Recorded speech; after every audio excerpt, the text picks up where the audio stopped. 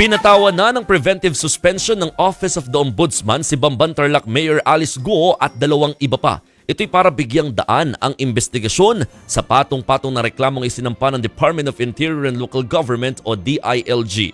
Nag-ugat ang mga reklamong grave misconduct, serious dishonesty, gross neglect of duty at conduct prejudicial to the best interests of the service laban kina Guo, sa 2 niyang dati at kasalukuyang Vice Mayor at sa mga miyembro ng Sangguniang Bayan dahil sa maanumalya o manong operasyon ng Pogo sa Bamban.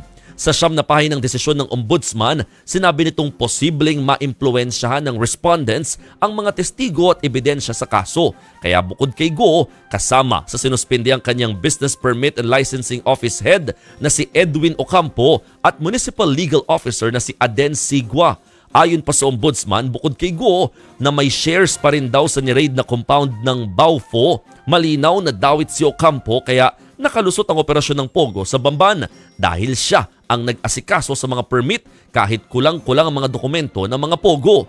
Naging pabayarin daw ang legal officer na si Sigua. Hindi niya raw kasi inimbestigahan ang anomalya sa business permit ng mga Pogo kahit malinaw na may kulang nga sa requirements. Paliwanag ng Ombudsman, preventive measure lamang ang ipinataw nila sa 3 pero posible silang masibak kung mapatutunayang totoo ang mga aligasyon. Sa kabila naman ng desisyon ng Ombudsman, nilinaw ng Office of the Solicitor General na hindi ito makakaapekto sa sarili nilang investigasyon kay Guo.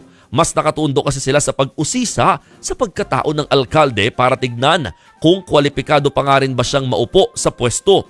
Sa ngayon, nangongolekta pa rin ng mga ebidensya ang OSG. Aminado si Solicitor General Menardo Guevara na komplikado ang kaso dahil mahirap ungkatin ang issue ng citizenship. Kaya may iba pang legal options silang tinitignan laban kay Guo, tulad na lamang ng residency maging literacy.